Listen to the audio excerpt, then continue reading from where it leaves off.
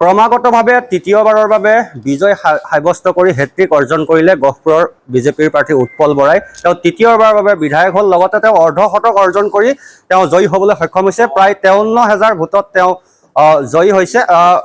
উৎপল বৰা মোৰ সৈতে আছে আৰু ইয়াৰ পৰিৱেশ ঘৰখনৰ বিভিন্নজন খবৰ ল'বলৈ আহিছে। মই পোনে পোনে আপোনাৰ ওচৰলৈ আহিছোঁ। হেট্ৰিক অৰ্জন কৰিলে, লগতে অৰ্ধশতকতকৈ অধিক বিজয় সাব্যস্ত কৰিলে, একেলগে হেট্ৰিক আৰু অৰ্ধশতক, হাফ চেঞ্চুৰী। মই গহপুৰবাসী ৰাইজক এই জয়ৰ কাৰণে অভিনন্দন জ্ঞাপন কৰিছোঁ, কৃতজ্ঞতা জ্ঞাপন কৰিছোঁ। আৰু এই জয়ৰ আঁৰত আছে মোৰ গহপুৰবাসী ৰাইজ আৰু মোৰ দলীয় কাৰ্যকৰ্তাসকল। তেখেতলোকৰ নিৰন্তৰ প্ৰচেষ্টাত গহপুৰবাসী ৰাইজক যোৱা 10টা বছৰে হয়তো নিজৰ ভাই ককাই নিচিনাকৈ কাম কৰিছিলোঁ, নিজৰ বুলি কাম কৰি আছিলোঁ। তাৰ কাৰণে গহপুৰবাসী ৰাইজে তৃতীয়বাৰৰ কাৰণে আমাক মৰম কৰিছে।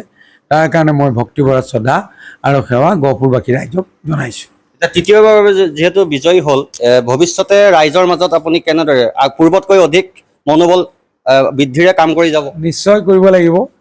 যিহেতু যোৱা 10টা বছৰত যিমানখিনি যি উদ্যমেৰে কাম কৰিছিলোঁ তাৰ দুগুণ উদ্যমেৰে কাম কৰিব লাগিব। 70% কাম আমি ইতিমধ্যে শেষ কৰিছোঁ যোৱা 10টা বছৰত, আৰু 30% কাম আছে। এই 30% কাম শিক্ষাৰ ক্ষেত্ৰত, স্বাস্থ্যৰ ক্ষেত্ৰত, ক্ৰীড়াৰ ক্ষেত্ৰত, সাংস্কৃতিক ক্ষেত্ৰত, ইনফ্ৰাষ্ট্ৰাকচাৰ, ৰাস্তা পদূলি, এইবিলাকৰ কাৰণে আমি কমপ্লিট কৰি গহপুৰ সমষ্টিটোক এক সৰ্বাংগ সুন্দৰ সমষ্টি হিচাপে নিৰ্মাণ কৰিবৰ কাৰণে আগবাঢ়িম। নিৰ্বাচনৰ পাছত আপুনি ফলাফললৈ বাকী থকা দিনসমূহত আপুনি হিচাপ নিকাচ কৰিছিল যে 50,000তকৈ অধিক ভোটত জয়ী হ'ম, আৰু সেইমতেই ফলাফল পালে। ইমান এটা শুদ্ধ ফলাফল আপুনি কেনেদৰে হিচাপ নিকাচ কৰি উলিয়াইছে? চাওক, আমি সাধাৰণ ৰাইজৰ লগত নিজৰ তৃণমূল পৰ্যায়ত আমি সদায় সম্পৰ্ক ৰাখিছিলোঁ। আৰু যোৱা 10টা বছৰত মই বিধায়ক হিচাপে নহয়, এজন সাধাৰণ কৰ্মী হিচাপে দলৰ নিৰন্তৰভাৱে গ্ৰাছৰুটত কাম কৰিছিলোঁ। গতিকে প্ৰতিটো অঞ্চল আৰু প্ৰতিগৰাকী মানুহৰ মই নিজৰ নেচাৰ গম পোৱা হৈছিলোঁ তেওঁলোকৰ, আৰু কোনে ভাল পাইছে কোনে বেয়া পাইছে গম পাওঁ। আৰু ভোট দিয়াৰ সময়তো আমি এটা বিশেষ ব্যৱস্থা গ্ৰহণ কৰিছিলোঁ, আৰু সেই হিচাপতে গৈ আজি আমি এই ভোট পাবৰ কাৰণে মই কেলকুলেশ্যন কৰিছিলোঁ আৰু ভোট পোৱাত সক্ষম হৈছিলোঁ। নিৰ্বাচনৰ সময়ছোৱাত আপোনাক বিৰোধীয়ে যথেষ্ট সমালোচনা কৰিছিল, বিভিন্ন এংগুলৰ পৰা আপোনাক সমালোচনা কৰিছিল। গতিকে তেওঁলোকক এতিয়া কি বুলি ক'ব? তেওঁলোকে এতিয়া নিজে নিজে লাজ পাইছে, কিয়নো তেওঁলোকৰ সমালোচনাবিলাক যে মিছা, তেওঁলোকৰ সমালোচনাবিলাক যে মনে সজা, এই কথাটো গহপুৰৰ ৰাইজে তেতিয়াই বুজি পাইছিল। আৰু সেইকাৰণে এই নিৰ্বাচনত একো বিশেষ মোৰ এফেক্ট হোৱা নাছিল। আৰু মই যিটোৱে পাম বুলি ভাবিছিলোঁ নিৰ্বাচন হৈ যোৱাৰ পিছত সিমানখিনিয়ে পাইছোঁ। আৰু 2016 চনত প্ৰায় 25,000 ভোটত জিকিছিলোঁ, 2021 চনত প্ৰায় 30,000 ভোটত জিকিছিলোঁ, আৰু এইবাৰ 2026 চনত প্ৰায় 53,000 ভোটত জিকিবৰ কাৰণে সক্ষম হৈছোঁ। যিহেতু আপোনাৰ কাৰ্যকালতে যোৱা 10টা বছৰত আমাৰ যদি চাওঁ, কনকলতা ইউনিভাৰ্চিটি হ'ল, কাম আগবাঢ়ি আছে, সুৰংগ পথ হ'ল, কাম আগবাঢ়িব, আৰু 5 বছৰত তেনেকুৱা বিশেষ কিবা পৰিকল্পনা? অহা 2 বছৰৰ ভিতৰত আমি কনকলতা বিশ্ববিদ্যালয়ৰ কাম আৰম্ভ কৰিব লাগিব, ফাংচনিং কৰিব লাগিব। টানেল 5 বছৰত কমপ্লিট নহ'লেও অহা বছৰ টানেলৰ শুভাৰম্ভ হ'ব। গতিকে নতুন চৰকাৰৰ দিনতেই মই ভাবিছোঁ গহপুৰত আৰু নতুনত্ব গম পাব আপোনালোকে।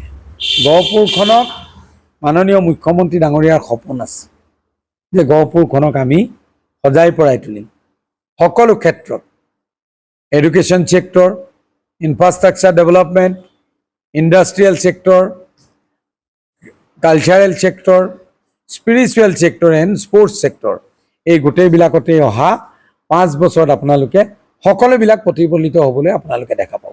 বিৰোধীয়ে নিৰ্বাচনৰ সময়ছোৱাত খুব এটা শব্দ ব্যৱহাৰ কৰিছিল, আণ্ডাৰ কাৰেণ্ট। তেওঁলোকে আণ্ডাৰ কাৰেণ্টৰ ওপৰতে ভৰসা কৰি আছিল। গতিকে তেওঁ সেই আণ্ডাৰ কাৰেণ্ট সম্পৰ্কত কি ক'ব? আচলতে আণ্ডাৰ কাৰেণ্ট কি আছিল নো? আণ্ডাৰ কাৰেণ্ট একো নাছিল, তেওঁলোকে মনে বনোৱা এটা বস্তু আছিল, এটা শব্দ তেওঁলোকে মনে বনাইছিলে। আজি অসমতে আণ্ডাৰ কাৰেণ্ট নচলিলে, আজি অসমত বাদ দিয়ক, গহপুৰত আজি আণ্ডাৰ কাৰেণ্টত বহুত ভোট পাব বুলি কৈছিলে।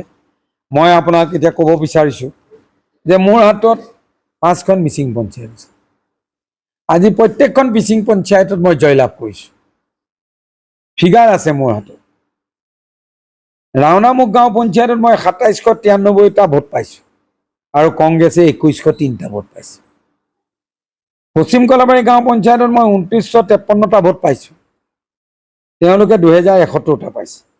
আমাৰ লোহিতমুখ গাঁও পঞ্চায়তত তেওঁলোকে 2442টা ভোট পাইছে, মই 2442টা ভোট পাইছোঁ, কংগ্ৰেছে 1927টা পাইছে, 515টা লিড পাইছোঁ।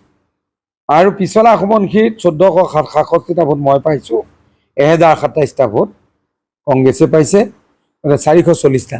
তাৰমানে আৰু 1000ৰ ওচৰত লিড মই বৰতামুলী পঞ্চায়তত পাইছোঁ। তাৰমানে গোটেই পঞ্চায়ত কেইখনত মই লিড লৈছোঁ। মিচিঙত তেওঁলোকেতো বহুত লিড পাম বুলি কৈছে, 90% ভোট পাম বুলি কৈছে।